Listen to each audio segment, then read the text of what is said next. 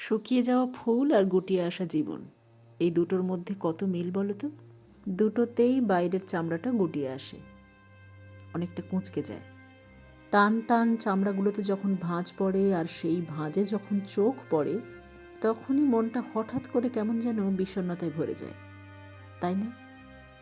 শুধু মনে হয়, বাবা, এত সময় বয়ে গেল, এতগুলো বছর চলে গেল, তাজা ফুলগুলো গুটিয়ে গেল আর আমাদেরও বয়স বেড়ে গেল। যত না এলো তার চেয়ে বেশি চলেই গেল, আমাদেরও বুঝি যাওয়ার সময় হলো।